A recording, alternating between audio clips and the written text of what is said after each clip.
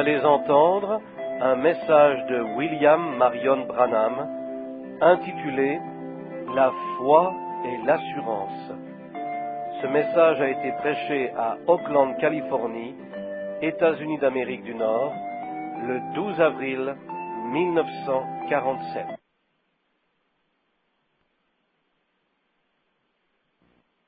Il nous est difficile de savoir où nous serons soir après soir.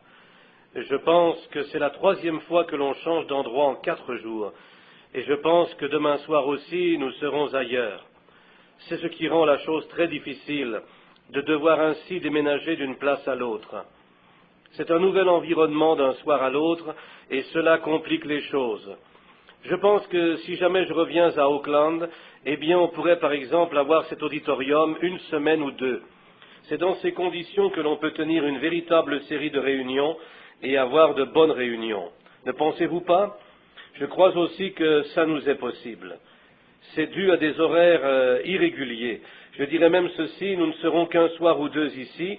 Ensuite, ça se tiendra à 160 kilomètres d'ici, tout juste comme nous parvenons au but, au moment où les gens peuvent commencer à voir le mouvement surnaturel de Dieu.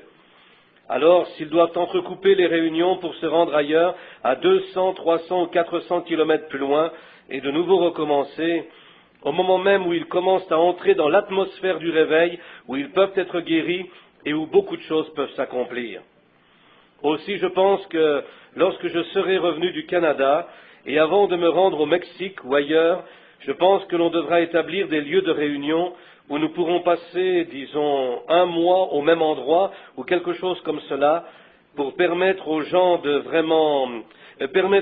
rester suffisamment de temps, ceux pour qui l'on a prié, afin de leur permettre de recevoir leur guérison par ce moyen. Ensuite, il y a des témoignages. Comme cela se passe dans ma propre ville à Jeffersonville, en Indiana. Ce n'est pas parce que c'est là, mais quand on me voit rentrer en ville, des centaines de personnes affluent de partout. C'est parce que vous êtes établis en un lieu précis. Vous n'êtes pas toujours en train de déménager comme c'est ici le cas. Et puis, les amis, cela fait environ 6 mois que je suis sur la route jour et nuit. J'ai eu aujourd'hui un merveilleux temps seul avec Dieu. Il n'y avait que le Seigneur et moi. Et je peux mieux me relaxer quand je suis seul.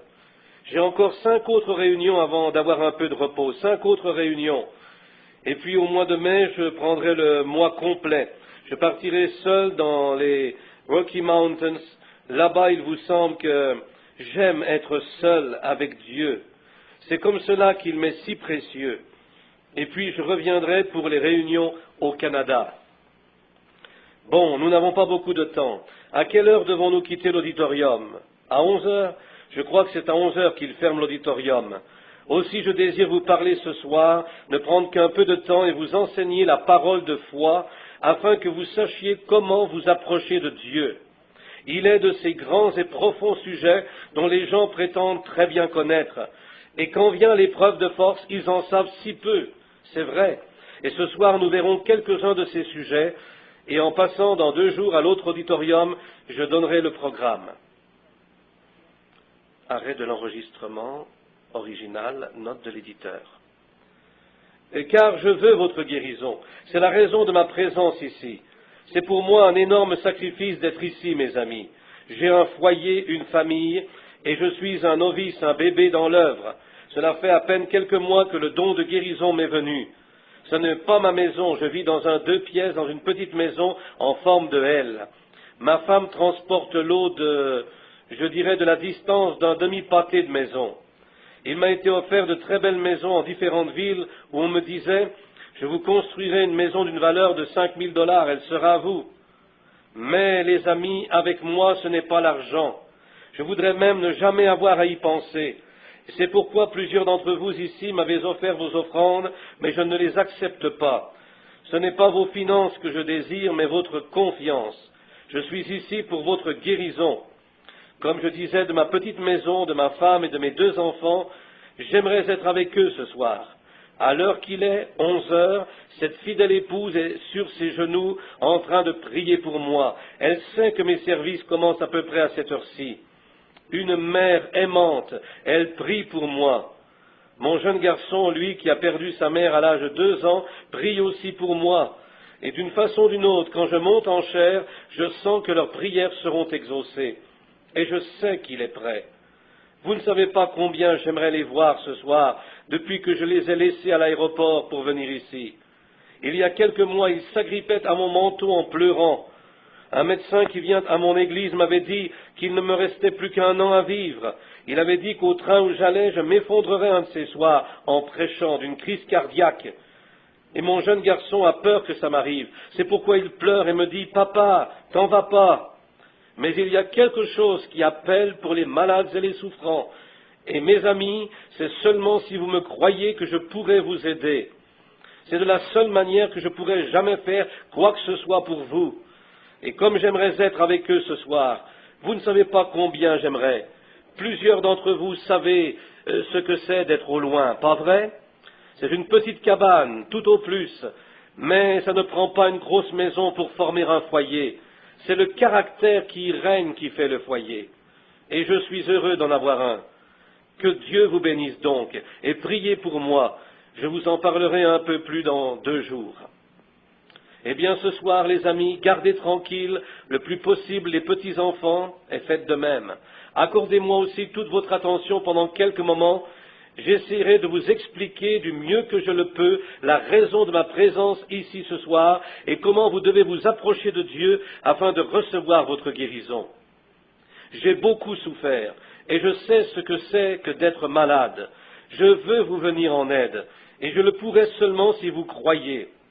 Je veux saisir l'occasion, dès maintenant. J'ai tellement de choses en tête et je suis fatigué, mais j'aimerais remercier le ministre, j'oublie son nom, celui qui nous a permis d'avoir ce soir cet auditorium. Je crois même qu'il a annulé ses réunions, le révérend Jack Walters. Arrêt de l'enregistrement original, note de l'éditeur. Estimons-nous heureux de ceci, de cette autre occasion, de nous tenir devant ton peuple ce soir, pour leur parler de ce jour et de cette heure que nous vivons, juste avant la venue de ton Fils bien-aimé, qui prendra une Église, un peuple appelé, lavé dans ton sang, né de nouveau, et prêt à aller rencontrer un saint Dieu, un chemin rendu accessible par le sang du Saint Christ de Dieu. Bénis-nous tous, comme nous attendons ta divine présence. Puisse l'ange que tu as envoyé dans la chambre ce soir-là pour parler à ton serviteur, et qui est la raison de ma présence ici ce soir, se tenir en chair pour ton humble serviteur ce soir, et confirmer toute parole qui sera prononcée. Et puisse de grands signes et des miracles suivre. Bénis le ministre, Père, frère Walker, qui nous a donné l'auditorium ce soir, lui et les siens. Fais de lui un ministre fructueux dans ton ministère, une branche qui produit du fruit, et puisse-t-il avoir plusieurs trophées à déposer à tes pieds en ce grand jour. Puisses-tu bénir les ministres qui ont parrainé ce programme dans cette ville, dont frère Moore et tous les autres ministres, les coéquipiers. Ô Dieu, puissent leurs églises être des flammes de feu, de témoignages pour la gloire de Dieu en ces derniers jours mauvais, dans lesquels nous en vivons les ombres à l'ombre de la venue du juste. Oh, parle ce soir, Père, de façon remarquable à l'auditoire, et puisse-t-il y avoir de la foi, et puisse le Saint-Esprit couvrir ce soir l'auditorium de ses ailes, et puisse la force venir d'une telle intensité que beaucoup de grandes guérisons miraculeuses seront accomplies, que sa renommée à travers ce ministère se répandra dans toutes les régions de la côte ouest, car nous le demandons en son nom et pour sa gloire. Amen. Mes amis, je disais que nous avons souvent changé d'endroit, et je pense que plusieurs d'entre vous ici n'avaient même jamais entendu comment le don de guérison divine est venu. Mais la seule chose que je veux que vous fassiez ce soir, c'est de me croire. Si vous croyez, je suis sûr que vous verrez la gloire de Dieu. Cela n'a pas été aussi réussi que je l'aurais souhaité de ces derniers soirs. Encore que des infirmes, des afflictions, des sourds, des muets, des boiteux. Cependant, c'est très lent. Ça semble être très lent depuis que nous sommes sur la côte ouest. Frère Charles Fuller me disait, quand nous étions à Long Beach, il me disait, frère Branham, la raison c'est que tout ici, sur la côte ouest, porte le nom de guérison divine.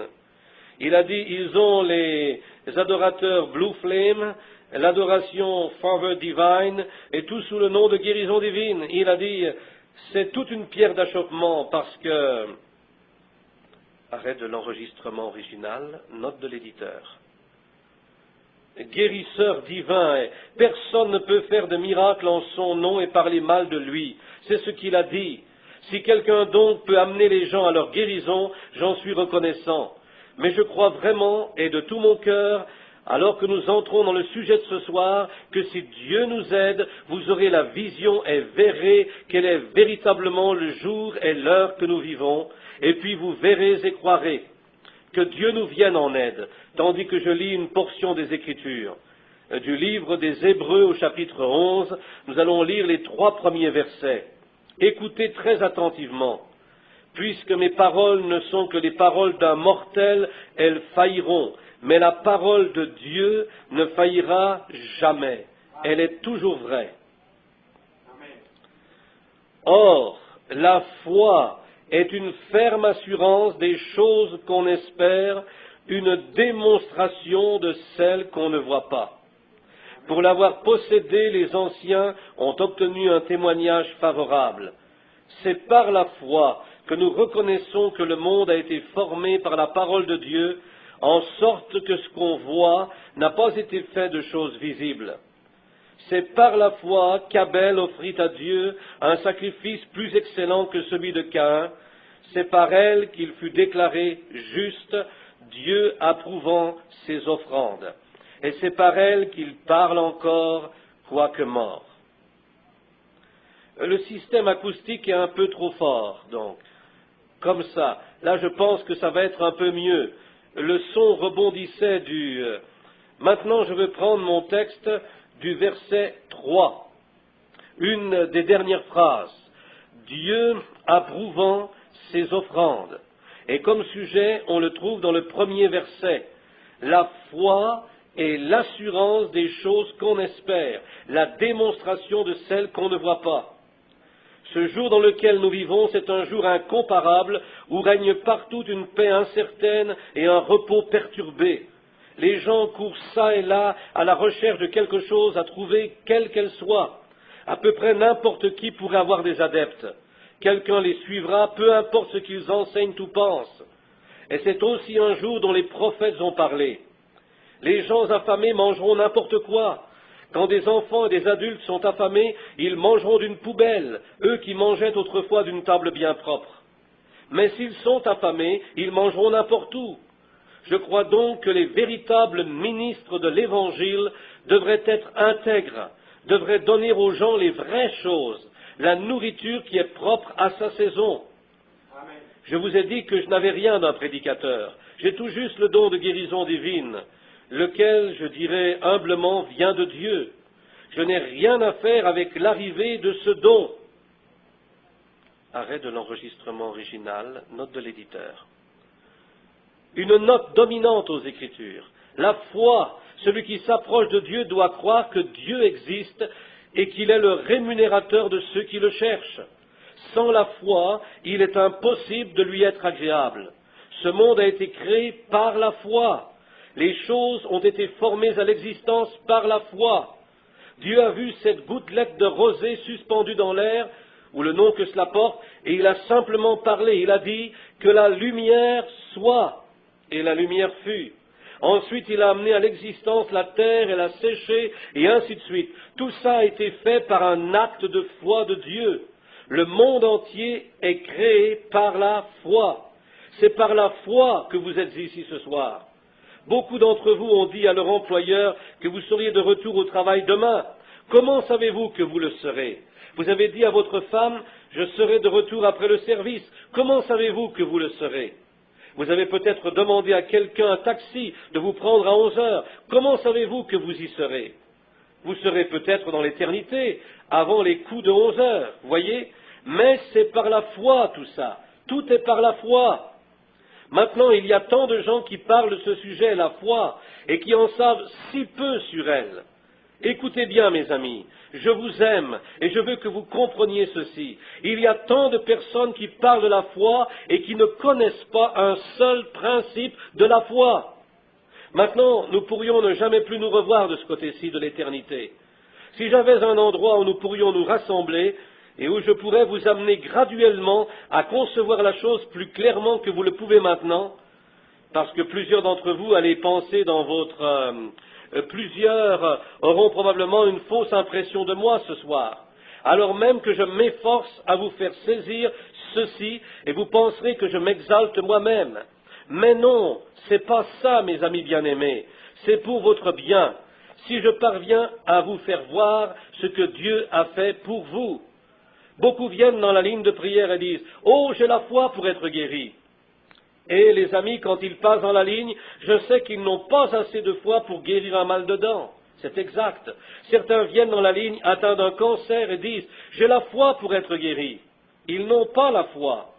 Ma leçon des Écritures ce soir disait « La foi est l'assurance des choses qu'on espère, la démonstration de celles qu'on ne voit pas ».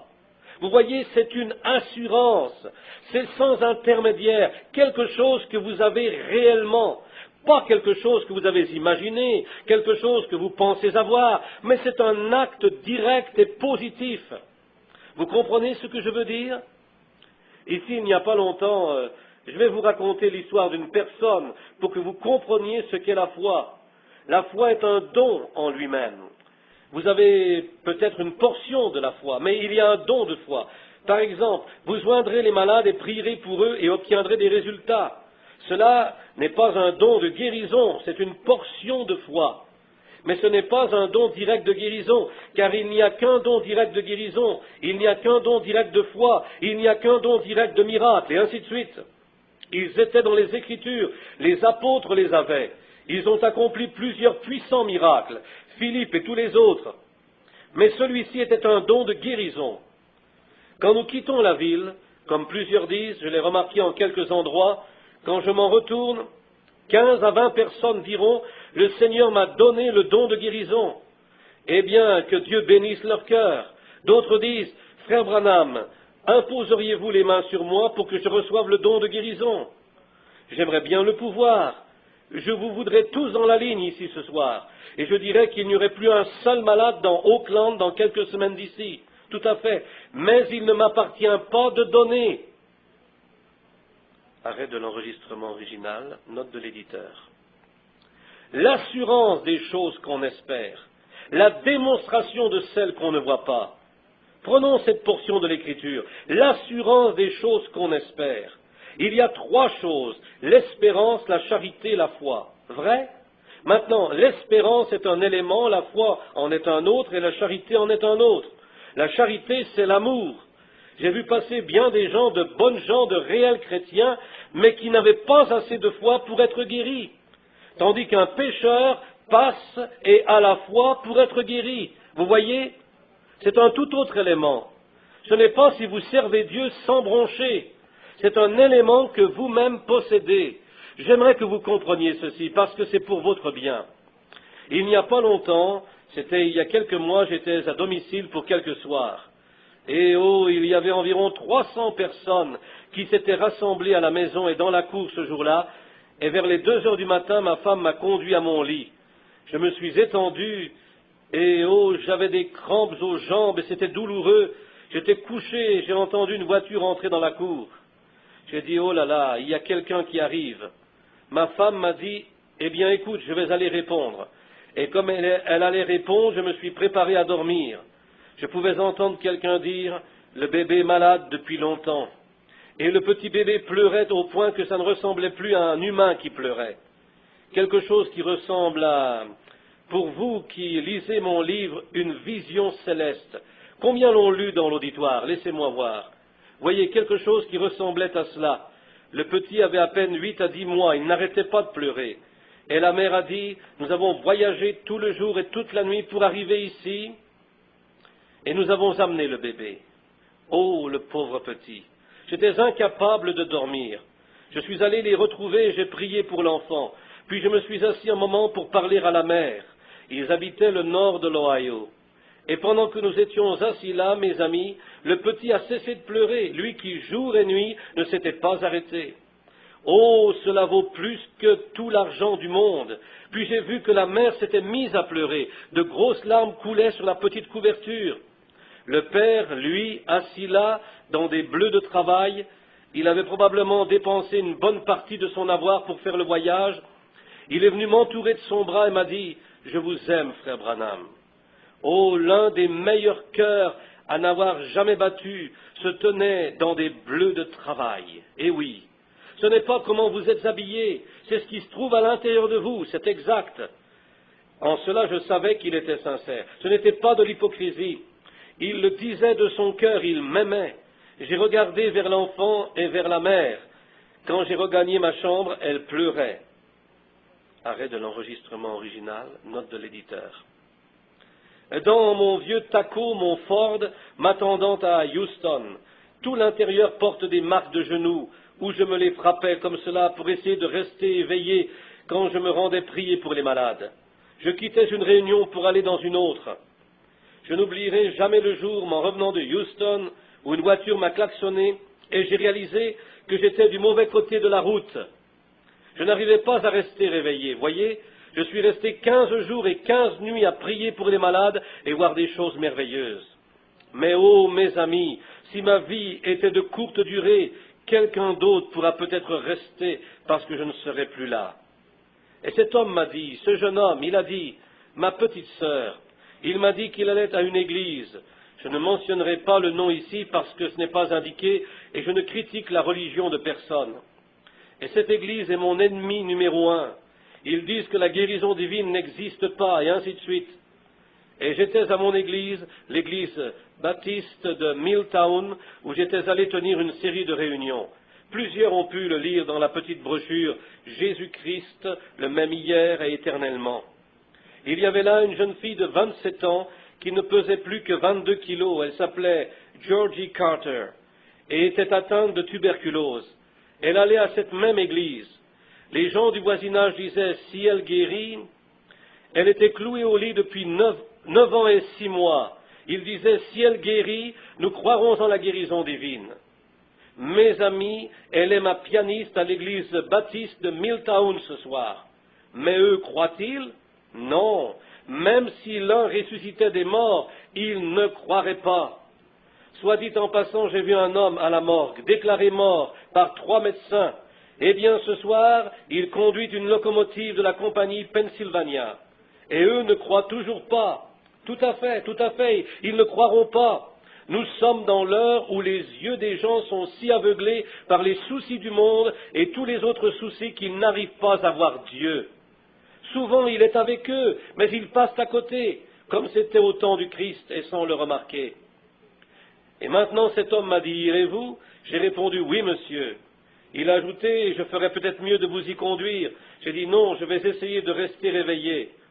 Là, ma femme s'est mise de la partie, elle m'a dit, chérie, tu vas tomber endormie quelque part. Je lui ai dit, non, tout ira bien, ma chérie.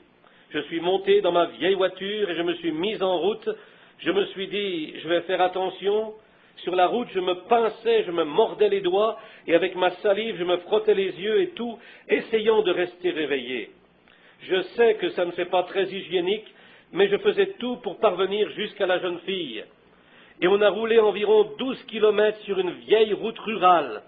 Et j'ai trouvé là la jeune fille couchée, une fille d'environ 17 ans, 18 ans. Elle était dans une condition lamentable. Quand je suis entré dans la chambre, elle était très nerveuse. Elle a dit, « Oh, êtes-vous frère Branham ?» J'ai dit, « Croyez-vous, sœur ?» Elle a dit, « Oh oui, je crois. » Elle a dit, « Je crois. Ça m'est égal ce que dit mon église. » Elle allait à l'église où elle est autrefois, c'est Georgie Carter.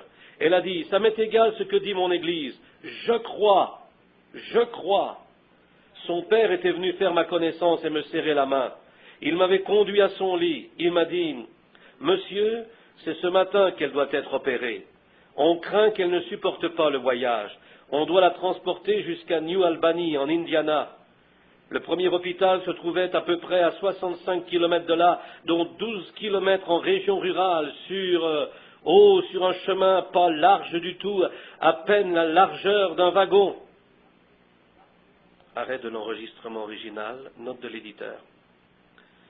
D'aller à l'hôpital, elle aurait succombé avant son arrivée. Peut-être y a-t-il des médecins ici présents. Il y a habituellement des médecins qui viennent écouter les services. Son côté était protubérant et rouge, l'appendice était rompu et allait éclater à tout moment.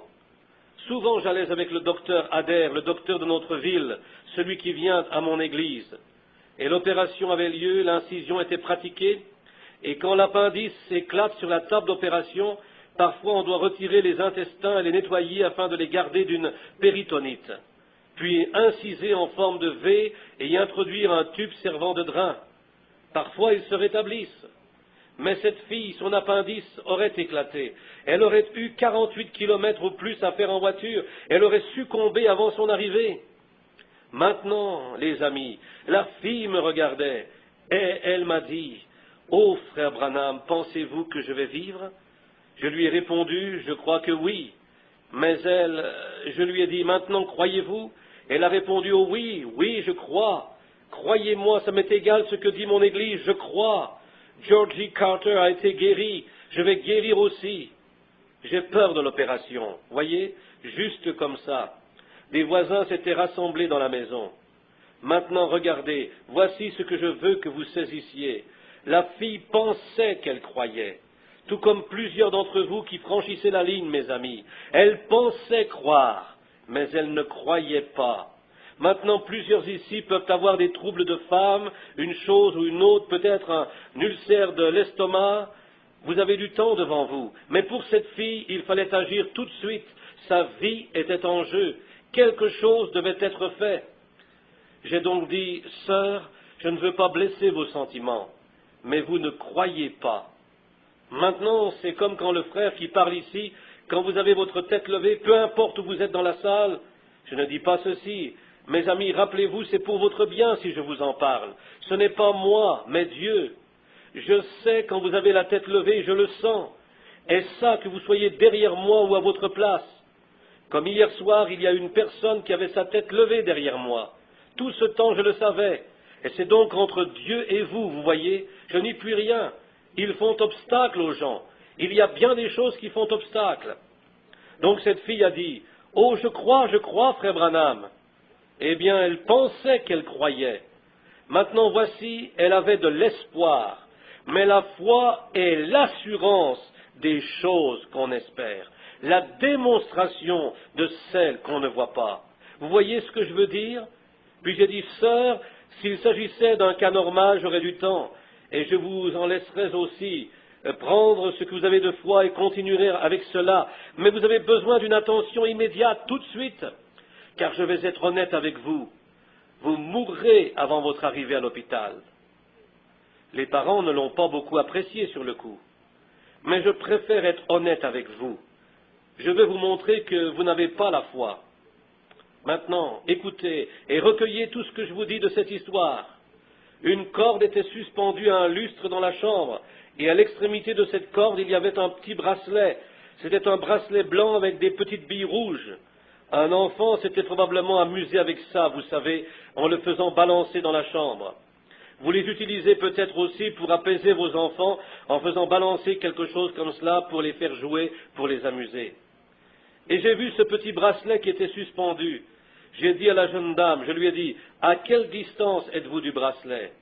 Elle m'a dit, « À environ 5 mètres. » J'ai dit, « Tous les autres adultes ici, vous tous, tournez-vous complètement le dos.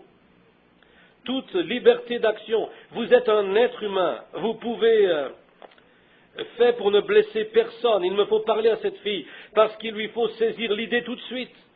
Et c'est pourquoi je touche avec vous ce sujet ce soir. Il nous reste 2 autres soirs et quelque chose doit être fait, voyez. Là, je ne voudrais pas vous voir partir en disant des faussetés sur ceci, parce que vous aurez peut-être à en répondre au jugement. Aussi, j'ai dit, quelque chose doit être fait tout de suite. J'ai dit, maintenant, vous les parents, tournez-vous le dos. Et quelques voisins étaient assis avec elle. Ils ont donc tous tourné leur dos et leurs chaises à moi. J'ai dit à la jeune dame, vous m'avez dit avoir la foi pour toute chose. Elle m'a répondu, oui, monsieur. J'ai dit, depuis combien de temps avez-vous mangé? Elle m'a dit, depuis environ 3 jours. Elle a dit, je ne supporte même pas l'eau. Et vous savez ce que c'est qu'un appendicite et une fièvre avec cela. Et j'ai dit, maintenant, si vous croyez de tout votre cœur, vous allez me prouver que vous avez la foi. Vous allez maintenant regarder vers ce bracelet qui est suspendu dans les airs et le faire tournoyer dans la chambre. Ensuite, vous le ferez balancer d'un côté de l'autre dans la chambre, puis vous l'arrêterez. Puis je croirai que vous avez la foi. Elle a dit, oh frère Branham, oh pourquoi me demander une chose pareille? J'ai dit, je voulais voir si vous aviez la foi. J'ai dit, Jésus a dit, si vous croyez, tout est possible. Maintenant, ça c'est une foi pure, mes amis. Les magiciens l'utilisent souvent pour jouer des tours et ainsi de suite, pour faire éclater du verre et ces choses. Cela se fera si vous croyez. Mais j'essaie de fonder vos pensées sur la foi, pour qu'ainsi vous compreniez de quoi je parle. Et j'aimerais que l'on reste tranquille afin que vous saisissiez cela. Secouez-vous un peu, pour que lorsque j'aurai terminé, vous sachiez de quoi il s'agit. Puis elle a dit, et quoi, frère Branham, personne ne peut faire ça. J'ai dit, bien sûr que oui, tous ceux qui croient le peuvent. Et elle a dit, eh bien moi je doute que quelqu'un puisse le faire. J'ai dit, je pensais que vous aviez dit avoir la foi pour toute chose. Vous voyez combien elle était coincée. J'ai dit, vous avez dit tout pouvoir croire, prouvez-le-moi. Et elle a dit, je doute que quelqu'un puisse le faire. C'est du matériel, frère Branham. Elle a ajouté, pourriez-vous le faire? J'ai dit, oui, madame.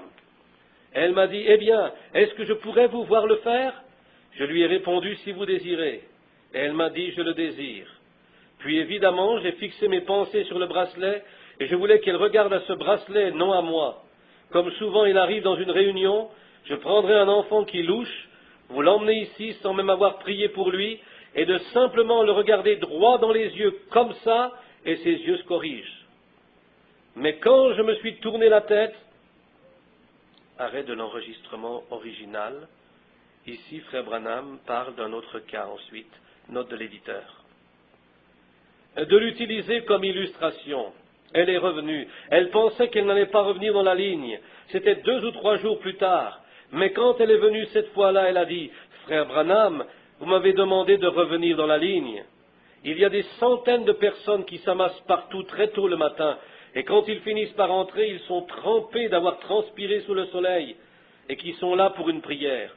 Et puis quand Dieu l'eut guérie, ses 2 yeux se sont corrigés, et elle était normale. Elle est sortie en se réjouissant, vous voyez. C'est là la différence entre votre foi et la foi de Dieu. Maintenant donc, fixant mes yeux sur ce bracelet, ce que vous pouvez aussi faire, si vous ne doutez pas dans votre cœur. Il s'est mis à tourner. Ensuite, il a balancé d'un côté de l'autre, a tourné, s'est arrêté à mi-chemin. Elle a dit, frère Branham, c'est du spiritisme. Je dis, j'ai bien pensé que vous diriez quelque chose comme cela. N'est-ce pas étrange de la part de ceux qui disent connaître Dieu, que d'en connaître si peu de lui? Ne pensez-vous pas? Elle a dit, vous savez que nous appartenons à l'Église de Christ. Oh, excusez-moi, je ne voulais pas dire cela. Veuillez m'excuser, vous de l'Église de Christ. Je ne voulais pas dire cela. De toute façon, elle a dit, nous parlons quand la Bible parle et nous gardons silence quand elle fait silence. Vous savez avoir ce slogan. Je me suis interrogé là-dessus à quelques reprises. Je dis très bien. Elle a dit, on ne peut trouver une chose pareille dans la Bible. J'ai dit, j'ai pensé que vous le diriez. J'ai dit, bien sûr que c'est dans la Bible. Elle a dit, eh bien, je ne crois pas ça. J'ai dit, bien, vous ne le croyez pas. Elle a dit, non, montrez-moi donc ça dans la Bible. J'ai dit, un jour, Jésus passa près d'un arbre. Il aurait voulu en avoir quelques fruits. Il n'y avait pas de fruits dans l'arbre. Il l'a maudit et l'arbre s'est mis à se dessécher. Et sur l'heure du midi, quand ils sont revenus, l'arbre était sec. Pierre lui fit remarquer avec quelle rapidité l'arbre s'était desséché. Il a dit, si vous disiez dans votre cœur à l'arbre de s'arracher et de se jeter dans la mer, et que vous n'en doutiez point, il vous obéirait. Ne l'a-t-il pas dit? Là, je lui ai dit, lui-même a dit, si vous dites à cette montagne, déplace-toi, et que vous ne doutiez point dans votre cœur, peu à peu cela s'accomplira. Ne l'a-t-il pas dit? Il l'a dit en effet. J'ai dit, je sais que votre pasteur incrédule, pour essayer de justifier son incrédulité, a dit qu'il s'agissait là d'une montagne de péché. Je suis aussi allé à l'école. Il était sur le mont des Oliviers. C'était le mont des Oliviers où il a dit, si vous dites en vous-même à la montagne de se déplacer que vous ne doutez pas. J'ai dit, de quelle foi s'agit-il? Il a dit, si vous aviez de la foi comme un grain de sénévé. J'ai dit, maintenant, si une foi de la grosseur d'un grain de sénévé peut faire bouger une montagne, d'une combien plus petite foi aurez-vous besoin pour simplement faire bouger ce bracelet? Vous voyez ce que je veux dire? Bon, je me suis souvent demandé pourquoi il avait parlé d'un grain de sénévé. Arrêt de l'enregistrement original, note de l'éditeur. Jésus n'a pu faire beaucoup de puissants miracles à cause de quoi? C'est ça. Voyez combien les gens connaissent peu. Les gens connaissent peu de choses de la foi. C'est étonnant, les amis, de constater combien ils connaissent peu de choses de la foi. Ils en parlent tant, et pourtant ils en connaissent si peu. Et puis elle a dit, eh bien, vous voulez me dire alors quel rôle cela joue avec Dieu? Ce rôle-là. J'ai dit, maintenant, voyez, un ange est venu dans ma chambre et m'a dit qu'il y a très longtemps, avant ma naissance, j'ai été ordonné à avoir un don de guérison divine. Et il est venu dans ma chambre ce soir-là. Et il m'a dit que Dieu avait envoyé le don et que c'était un don de guérison divine pour les gens. Et que si je pouvais amener les gens à me croire et à être sincère quand je prie, rien ne tiendrait devant cette prière. J'ai dit donc de parler face à face avec cet être surnaturel, je crois cela de tout mon cœur. Et si je peux vous amener à me croire de tout votre cœur, c'est ce qui fait bouger Dieu, et vous serez guéris. Ta foi t'a sauvé. Vous voyez ce que je veux dire? La foi pour croire vous a sauvé. Non pas ce que vous donniez comme évidence et imaginiez dans votre esprit, mais ce que vous savez réellement, la démonstration même des choses qu'on ne voit pas. Vous voyez ce que je veux dire? Ensuite, la fille a dit, frère Branham, je comprends en effet qu'il y a quelque chose au-delà de ce que j'ai jamais atteint. Elle a dit, j'essayerai de tout mon cœur. Ô Dieu, aie pitié de moi, permets que je croie. Et j'ai pris sa main. Il y avait une vibration qui venait de cet appendice qui s'était rompu. J'ai prié et cela s'est immédiatement arrêté. J'ai dit que Dieu vous bénisse, sœur. Votre foi maintenant vous a sauvé. Quelques instants plus tard, j'étais assis dans un fauteuil et je me suis endormi. Le jour se levait. Il m'avait fallu un peu de repos avant de m'en retourner à la maison parce que je craignais de m'endormir au volant et d'avoir un accident. J'étais assis là quand ils ont appelé l'ambulance pour leur dire que ce n'était plus nécessaire. Quand un membre de la famille m'a réveillé, eh bien la fille s'était levée de son lit et avait mangé 1 litre de crème glacée. La foi est le seul sens direct et positif. Et c'est le 6e sens. La foi vaut plus que la vue. La foi vaut plus que le toucher. Vous ne touchez pas la foi. Vous ne goûtez pas la foi. Vous ne sentez pas la foi. Vous ne voyez pas la foi. La foi est l'assurance des choses qu'on espère. La conviction de celles qu'on ne voit pas. Amen. Voici, vous voyez cette Bible. Je veux cette Bible, je la regarde et je la veux. La foi est la substance des choses qu'on espère, la conviction de celles qu'on ne voit pas. Vous voyez ce que je veux dire? Je pense avoir ici dans ma poche un vieux canif Barlow que je garde depuis des années. Maintenant, je ne vois pas ce canif, je ne touche pas ce canif, je ne goûte pas ce canif, je ne sens pas ce canif, mais je sais que ce petit couteau est dans ma poche. Comment je le sais? Parce que je crois qu'il y est. Maintenant, s'il n'y est pas, la foi l'y mettra s'il n'y est pas. C'est difficile à avaler, je sais, mais c'est la vérité. Si vous croyez, tout est possible. Vous avez peur de prendre Dieu à sa parole, les amis. Vous avez peur. Maintenant, j'ai peut-être laissé ce canif sur mon bureau quand je me suis changé tout à l'heure. Mais aussi sûr que ce canif est sur mon bureau en ce moment, si je crois de tout mon cœur, il sera dans ma poche. C'est difficile à avaler, mais Dieu est capable de le mettre là, si vous le croyez. Je voudrais vous montrer quelque chose ici. Venez ici, révérend Kitchen. Êtes-vous Sir Martin? Viendriez-vous ici un moment? Je voudrais vous montrer quelque chose, les amis. Viendriez-vous ici si ça ne vous ennuie pas? Je ne veux pas faire de spectacle avec vous, ma sœur, mais c'est pour la gloire de Dieu. Maintenant, regardez, les amis, je vais vous montrer quelque chose. Je crois qu'il y a une femme debout devant moi. Me diriez-vous que c'est faux? Frère Kitchen réplique, vous n'entendez parler aucune femme? Non, je n'entends parler aucune femme. Vous ne touchez aucune femme? Non, monsieur. Comment je sais qu'il y a là une femme? Vous ne goûtez aucune femme? Non. Comment pouvez-vous dire qu'il y a là une femme? Parce que mon sens de la vue me dit que je vois une femme. Eh bien, en êtes-vous sûr? J'en suis sûr. Il y a là une femme. Croyez-vous que j'ai raison? Oui. Vous autres dans la salle, pensez-vous que j'ai raison? Arrêt de l'enregistrement original, note de l'éditeur. C'est la main d'une femme. Je sais que c'est une femme parce que je la touche. Pensez-vous pouvoir m'en dissuader? Non. C'est direct, je le sais que c'était une femme. J'ai le dos tourné à elle, mais je sais toutefois que c'est une femme, voyez? Parce que mon sens du toucher me dit qu'il y a là une femme. Voyez ce que je veux dire? Bon, la vue me dit qu'il y a là une femme en ce moment, je ne la touche pas. C'est mon sens de la vue qui me le dit. Je sais qu'elle est là parce que je la regarde. Je vais fermer mes yeux, je sais qu'elle est là en ce moment, pas parce que je la vois, mais parce que je touche sa main. Je sais qu'elle est là. Je ne la vois pas, mais cependant je la touche. Mon sens du toucher me dit qu'il y a là une femme. Voyez ce que je veux dire? Maintenant, la foi est l'assurance des choses qu'on espère, la démonstration. Voyez quelque chose de certain et direct, tout comme ma vue est certaine, comme mon toucher est certain, c'est la démonstration des choses qu'on ne voit pas. Aussi certain que ces autres sens le sont. Vous voyez ce que je veux dire? Il y a tant de gens qui essayent de se donner une évidence en disant « Oh, j'ai la foi !» Mais mes amis, elle n'est pas là. Si elle y était, elle réagirait, vous voyez? Vous comprenez ce que je veux dire? Maintenant, regardez. Je vous remercie, Sir Martin. Que Dieu vous bénisse. Maintenant, regardez. J'ai vu la femme. Mon sens de la vue m'a dit qu'elle était là. Mon sens de la vue m'a donc dit qu'elle était là. Mais je me suis fermé les yeux. Je n'avais plus ce sens. Puis je l'ai touchée et mon sens du toucher m'a dit qu'elle était là. Le sens du toucher était tout aussi certain que mon sens de la vue parce que c'était une évidence directe.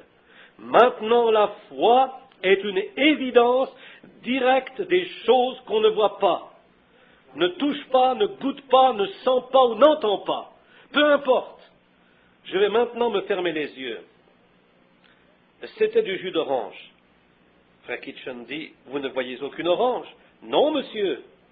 Vous n'entendez aucune orange? Non, monsieur. Vous ne touchez aucune orange? Non, monsieur. Vous ne sentez aucune orange? Non, monsieur. Qu'est-ce qui vous dit que c'est du jus d'orange? Parce que je l'ai goûté. En êtes-vous certain? Je suis certain que c'était du jus d'orange. Ce n'était pas du citron, ni du raisin, ni du pamplemousse. C'était du jus d'orange parce que mon sens du goûter, je ne l'ai pas senti, ni entendu, ni touché, ni vu. Mais mon sens du goûter m'a dit que c'était du jus d'orange. Pensez-vous que j'ai raison? Vous avez raison. Certainement que c'en était. Mon sens du goûter a prouvé que c'était du jus d'orange. Maintenant, même si vous vous obstiniez à me dire que c'était de l'eau, je sais que c'est du jus d'orange. Je l'ai goûté, vous voyez? Vous pourriez en faire autant, et si votre sens du goûter n'est pas altéré, vous direz aussi que c'est du jus d'orange. Et si vous avez de la foi, vous comprendrez ce que je dis. Maintenant, surveillons cela à nouveau, voyons ceci. Je sens un parfum, c'est du parfum. Frère Kitchen dit, vous n'en voyez pas. Non, je n'en vois pas. Vous n'en entendez pas. Non, je n'entends pas de parfum. Vous n'en goûtez pas. Je n'en goûte pas. Vous n'en touchez pas. Je n'en touche pas. Qu'est-ce qui vous dit que c'est du parfum? Parce que je le sens. Amen. C'est exact. Mon sens de l'odorat me dit que c'était du parfum. Arrêt de l'enregistrement original, note de l'éditeur. Frère Kitchen dit, musique. Non, monsieur. Oh, qu'est-ce qui vous fait penser que c'est de la musique? Je l'entends et je sais que c'est de la musique.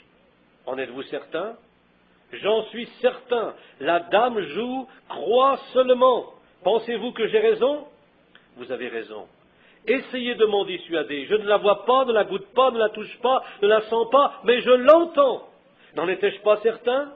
Est-ce que je sais avoir raison? Pourquoi? Maintenant, voilà les 5 sens du corps. Ils sont positifs, n'est-ce pas? Vous savez quand ils s'expriment.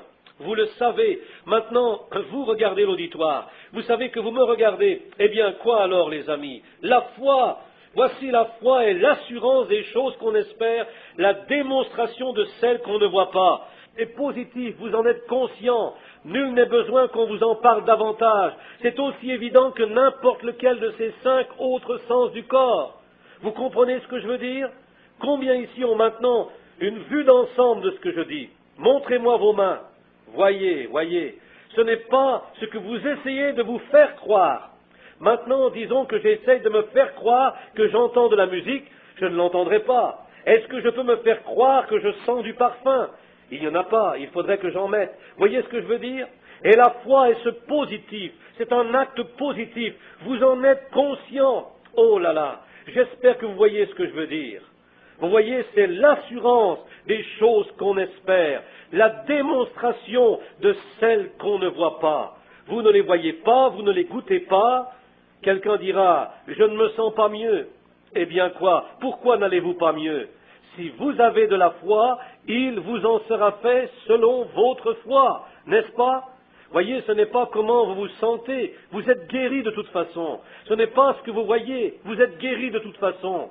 Vous voyez ce que je veux dire? Vous reconnaissez cela. Il n'y a rien qui pourrait l'enlever de votre cœur. Vous en êtes conscient. Il s'agit de cet acte positif. Oh là là! Si seulement vous pouviez comprendre cela, mes amis, quelque chose arriverait. Si seulement vous pouviez comprendre ce que je vous dis, quelque chose réagirait à l'instant. Vous voyez, c'est un positif. C'est là tout aussi positif que le sont les 5 autres sens. Ceux-ci appartiennent à l'homme naturel. La foi est de Dieu. L'homme naturel peut se tromper, mais Dieu ne le peut pas.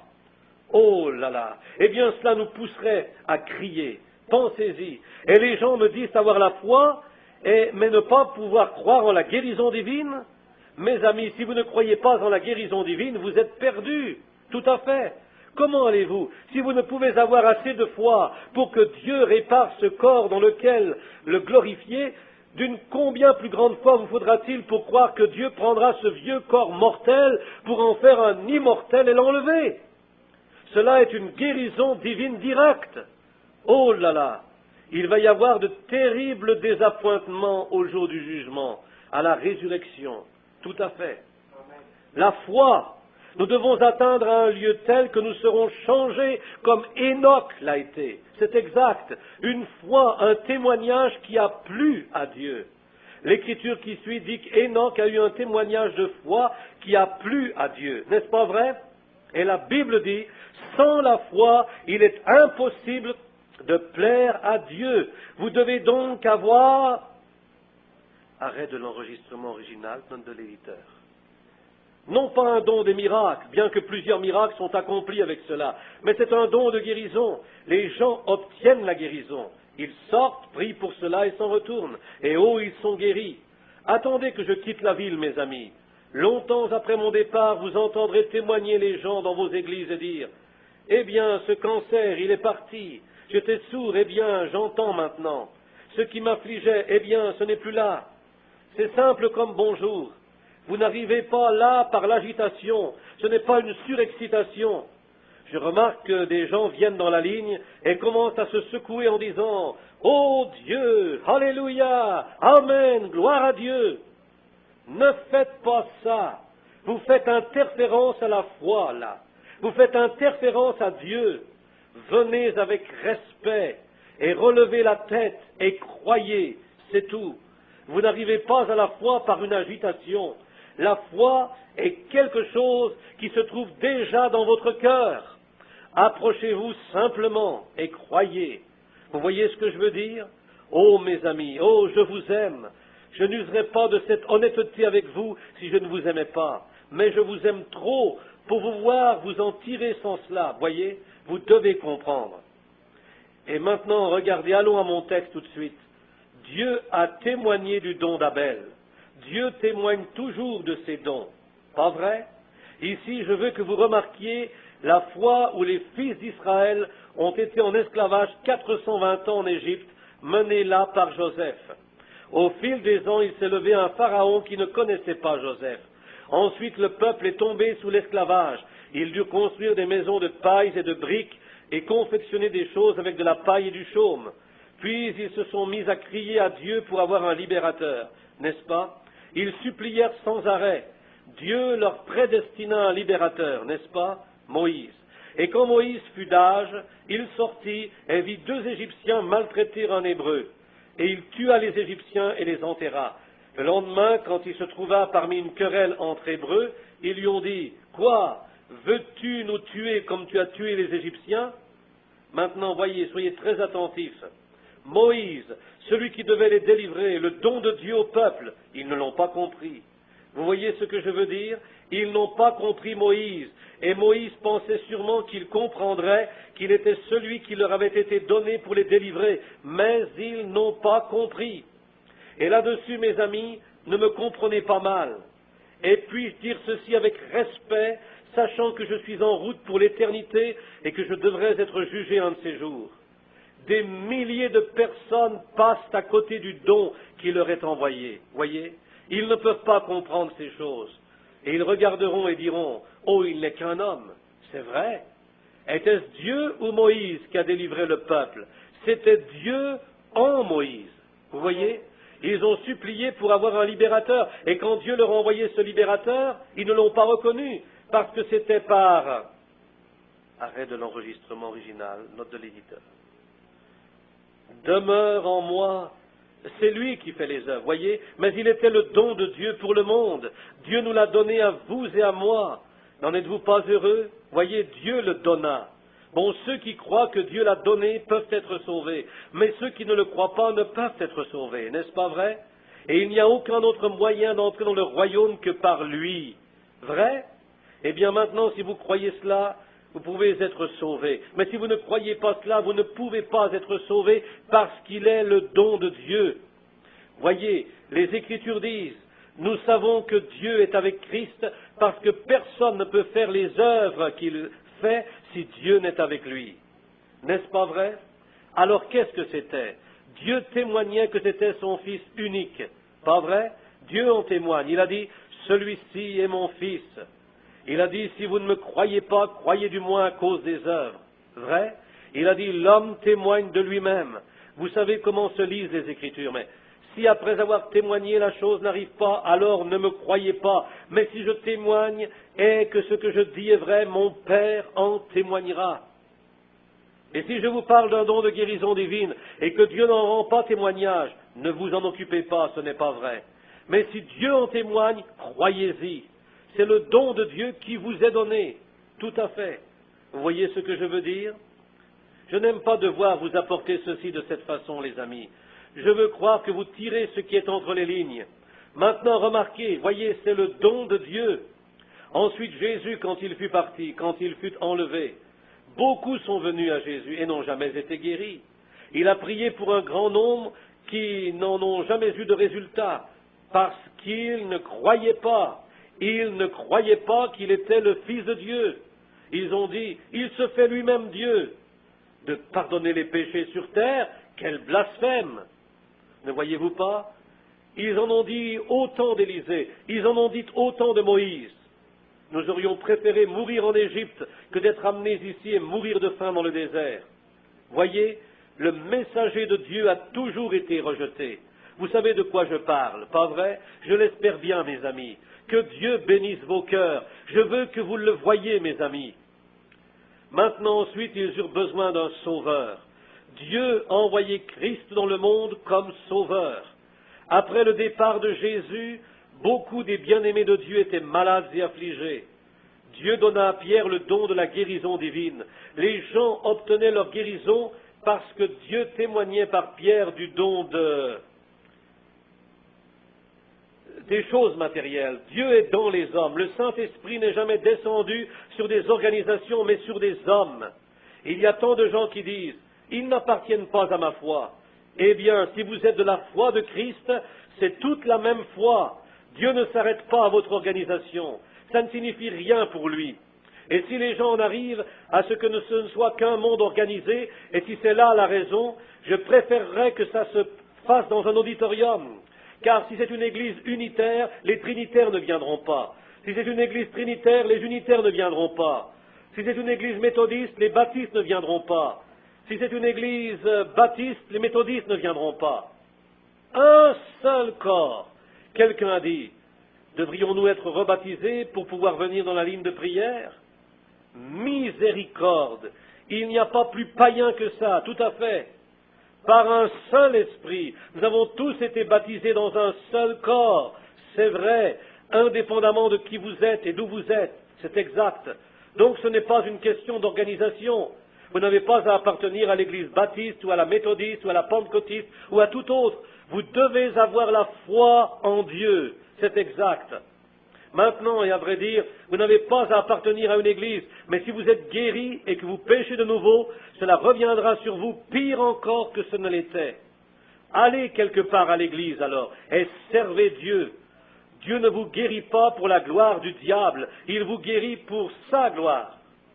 Maintenant, voyez comme les gens passent à côté. Moïse se sentait, je peux m'imaginer comment il se sentait. Il détestait venir parler directement aux gens, parce qu'il pensait que c'était de l'exaltation de sa part. Il pensait que les gens diraient, regardez-le. On a eu pas mal de cela dans le monde de nos jours. Beaucoup sont venus dire, Dieu a fait ceci, et fait cela. Mais Dieu n'en a pas témoigné. Mais si Dieu rend témoignage, il respectera son don. Pas vrai? Oui, monsieur. Dieu a honoré l'offrande d'Abel. Il a honoré l'offrande de Moïse. Moïse pensait que le peuple comprendrait, mais ils n'ont pas compris. Très bien. Mais cela passe par-dessus la tête de la plupart des gens. Et mes amis, je vous aime et je veux vous voir guéris. Maintenant, quand ils ont demandé un libérateur, Dieu leur a envoyé et ils n'ont pas pu le reconnaître. Moïse était le don de Dieu pour Israël. Le croyez-vous? Élisée le prophète l'était aussi. Ils étaient les dons de Dieu. Il y a eu aussi plusieurs faux prophètes. Du temps d'Élisée, il y avait des faux prophètes, mais c'est de la prophétie d'Élisée que Dieu a témoigné. Si c'est de Dieu, Dieu en témoignera. Et il y avait Élisée, et il était le don de Dieu pour Israël. Le croyez-vous? Il était même le pasteur d'Akab, il était le pasteur de Jézabel. Elle ne voulait pas admettre qu'il était son pasteur, mais c'est lui qui lui avait dit où elle restait. Tout à fait. Il était son pasteur. Elle le détestait, mais il était toutefois pour elle le don pourvu par Dieu pour qu'elle prenne connaissance de ses péchés. Mais elle ne l'a pas reconnu. Vous comprenez de quoi je parle? Puis vint Jésus. Écoutez bien, Jésus était le don de Dieu pour Israël, pour le monde, n'est-ce pas? Jésus était le don de Dieu. Dieu a tant aimé le monde qu'il a donné son Fils unique. Croyez-vous cela? Pensez-vous que Moïse n'était pas le libérateur parce que c'était Moïse? Sa présence d'esprit et son intelligence, eh bien, il a dit qu'il n'avait pas la parole facile. C'était Dieu en Moïse, un don pour le peuple. C'était Dieu en Christ. Il a dit, ce n'est pas moi, c'est mon Père qui habite en moi. C'est la même chose qui fit dire à Marthe, Seigneur, mon sermon d'hier soir, je sais que tu es le Christ, le Fils de Dieu, qui devait venir dans le monde. Elle croyait cela, et les gens ont cru en lui. Et remarquez Pierre quand il marchait en leur présence. Il n'était pourtant qu'un mortel, il était né d'une chair de péché comme moi et vous, tout à fait, mais les gens avaient besoin d'être guéris, et c'est pourquoi Dieu envoya Pierre accomplir cette œuvre spécifique. Jean était l'amour. Pierre n'avait pas en lui l'amour que Jean avait. Jean était l'agent d'amour de Dieu. Voyez? Regardez ceci. Quand il prit Pierre, Jacques et Jean, l'espérance, la foi et la charité. Ne voyez-vous pas? Ces personnes douées, ces trois, l'espérance, la foi et la charité. L'espérance était en Jacques. C'est lui qui a mis de l'ordre dans l'Église. La foi était en Pierre, la charité en Jean. L'espérance, la foi et la charité. C'étaient les représentants de Dieu sur terre. Et les gens se tenaient dans l'ombre de Pierre et étaient guéris. Oh, mes amis, oh là là, ne pensez pas que je crie après vous. Vous me trouvez peut-être excité, mais je ne le suis pas. J'essaie de vous faire comprendre ce point-là pour que vous me compreniez bien.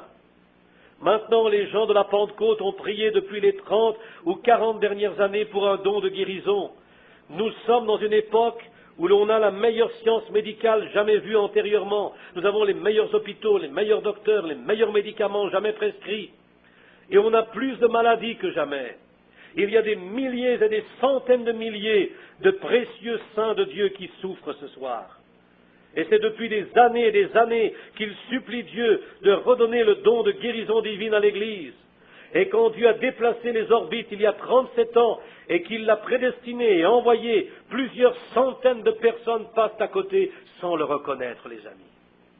Maintenant, il ne sera pas toujours, je n'aime pas dire cela, que Dieu ait pitié. Regardez, les amis, à travers le reste du pays, à Phoenix, à Houston, à San Antonio, en Arkansas, à travers le pays, des milliers sont guéris qui s'étaient amenés avec toutes sortes de maladies et d'afflictions. Oakland, reconnais ton jour. Arrêt de l'enregistrement original, note de l'éditeur. Et je me rendais à la pharmacie, et quand je suis entré, j'ai remarqué quelqu'un qui me regardait étrangement. J'ai fait le tour des rayons et je suis sorti. J'avais en main une bouteille scellée. Je n'ai jamais oublié cet homme. J'avais encore mon uniforme. L'homme a mis sa main sur mon épaule et m'a regardé. Il a dit, « Monsieur, j'ai vu que vous étiez un officier. Je me suis dit que je pourrais vous poser une question. » Il a dit, « Vous pourrez penser que je suis un peu fou. » J'ai dit, « Qu'y a-t-il, monsieur ?» Il a dit, « Je vis à Paducah, au Kentucky. » Il a dit, « Ma santé se détériore depuis près de 2 ans. » Il a dit, « La semaine dernière, j'ai fait un drôle de rêve. J'ai rêvé que je devais venir à Jeffersonville, en Indiana, et trouver quelqu'un du nom de Branham qui prierait pour moi. » Il a dit, « Savez-vous s'il y a des Branham qui vivent ici ou non ?» Eh bien, vous ne savez pas comment je me sentais. Je me suis alors dit, « Oh, Dieu en témoigne. » J'ai dit, « Oui, monsieur, je sais qu'il y a des Branham qui vivent ici. » Il a dit, « Savez-vous s'il en est un qui prie pour les malades ?» J'ai dit, « C'est moi. » Il m'a simplement regardé comme cela et des larmes se sont mises à couler sur ses joues. Il m'a pris par la main, j'ai pris sa main et j'ai ôté mon chapeau. J'ai déposé mon chapeau et mon arme dans mon chapeau. On s'est agenouillé sur le trottoir et j'ai commencé à prier pour lui, là dans la rue. Quand je me suis relevé, une maman était là avec ses enfants derrière elle et des hommes avaient enlevé leur chapeau comme cela, attendant la fin de la prière. Beaucoup de choses se sont produites à Jeffersonville et les gens ont su ces choses. Et quand on s'est relevé, ils étaient tous là, leurs têtes inclinées, écoutant la prière. Je me suis relevé et le frère m'a entouré de ses bras, s'est mis à me caresser le dos comme cela. Je ne l'ai plus jamais revu. Dieu l'a guéri. J'étais à Houston, Texas, aux réunions du révérend Kitchen, et un matin là-bas, j'étais dans une profonde réflexion en prière. C'était le service du matin. Des centaines de personnes venaient dans la ligne de prière et étaient guéries. Et tout à coup, une femme est entrée en courant. La bâtisse était aussi grande que cet auditorium, que cet étage principal. Et la femme est arrivée en courant à l'arrière. Elle avait un petit garçon dans ses bras et elle s'est assise. Elle semblait vraiment impatiente. Et il y avait une ligne de prière. Ils étaient 4 personnes, côte à côte, qui venaient comme ceci. Elle s'est levée, elle a dit, « Attendez une minute. » Et tout le monde s'est arrêté. Elle a dit, « Je n'aime pas arrêter cette ligne de prière, mais je veux vous dire. » Elle était très nerveuse et toute tremblante, sous l'excitation. Elle a dit, « J'habite à Houston Ouest. » Houston est d'une grande superficie de plusieurs kilomètres d'est en ouest, et nous étions dans l'est de la ville. Elle a dit, « Ce matin, ma voisine, la mère de ce petit enfant, son père était un vieux prédicateur méthodiste, il est mort depuis 20 ans. Elle a dit, avant de mourir, il avait l'habitude de prêcher dans les environs, et il disait qu'un jour Dieu rendrait les dons à l'Église des nations avant la fin de la dispensation des gentils, comme il l'a fait pour les Juifs. Elle ajouta, l'enfant de sa fille, c'est son enfant ici. Elle a dit, elle se sent faible.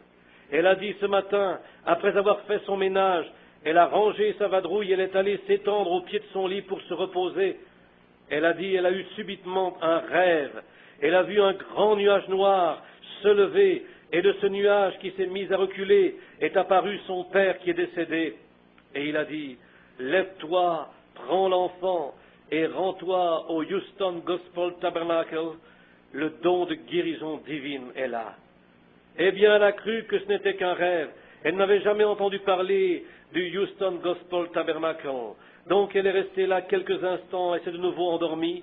Elle a fait le même rêve. Le gros nuage noir est venu. Son père est sorti de ce nuage.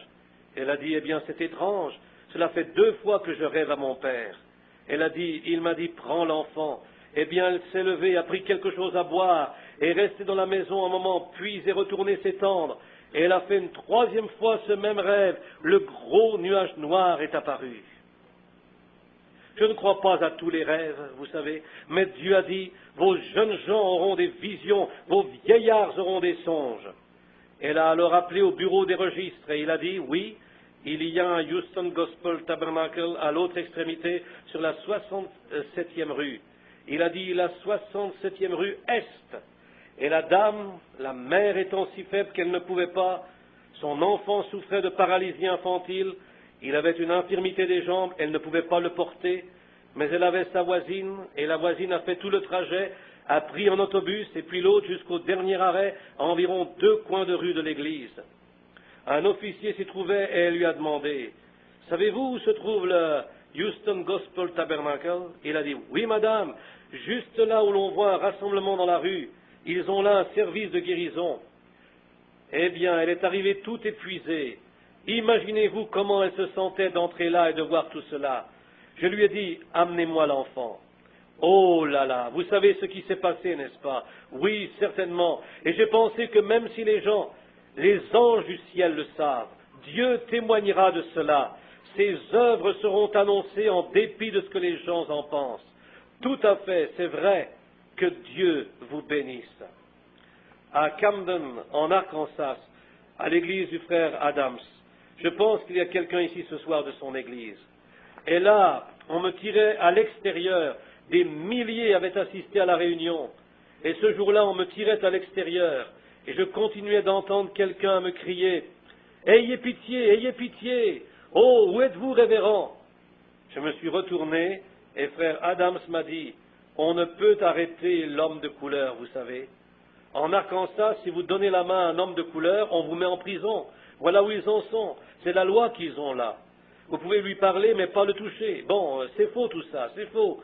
C'est un humain comme vous et moi, comme n'importe qui d'autre, tout à fait. Je ne sais pas ce que vous en pensez, mais pour ma part, je veux décharger mon âme de cette chose, c'est vrai. Certainement, je suis derrière Abraham Lincoln, et c'est très bien. Et là, ce pauvre homme de couleur criait, « Oh, révérend !» Frère Adams m'a dit, « Venez, frère Branham, regardez la foule qui nous presse. » Et ils m'ont fait sortir de là. Ce n'est pas par insensibilité, mais ils essayent de prendre, parce que mes amis, des fois, vous mourriez écrasés sous leurs pieds presque. Et ils vous tirent. Je les aime, que Dieu bénisse leur cœur. J'aimerais me tenir là et toucher chacun d'eux et prier pour eux jusqu'à ce que le souffle me manque.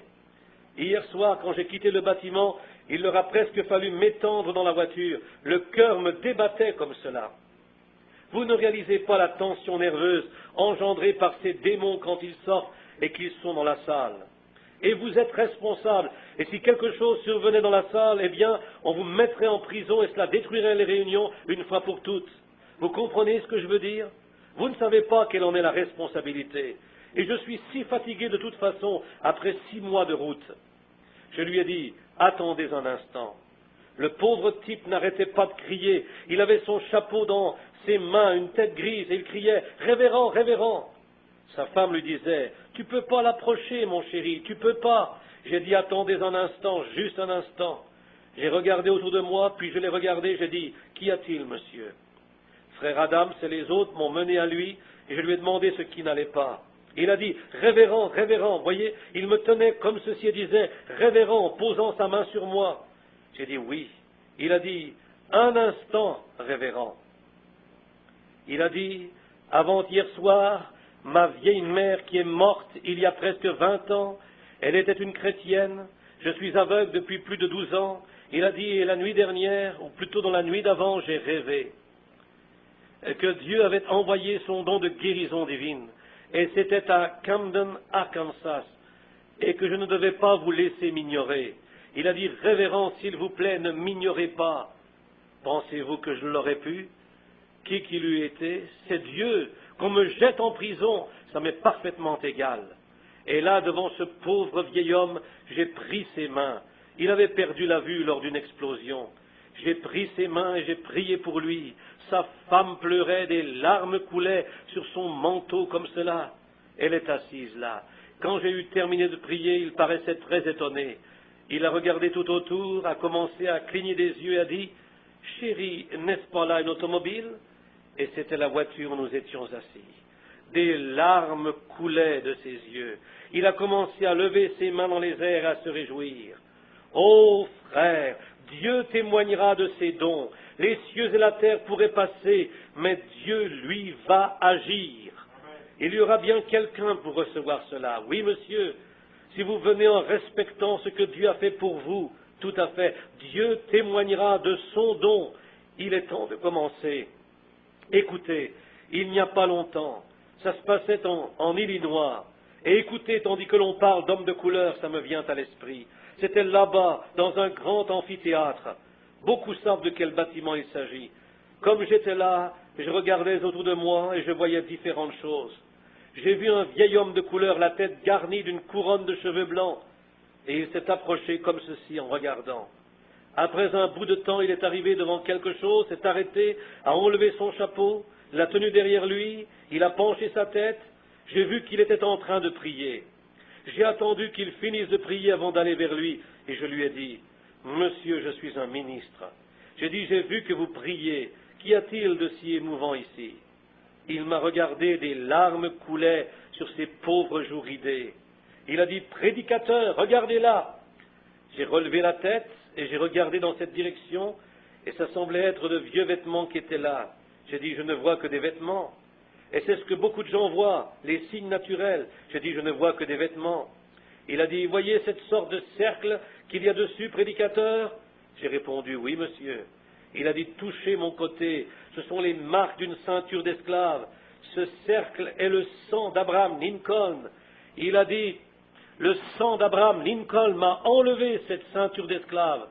Pourquoi je ne devrais pas ôter mon chapeau et dire une prière ?»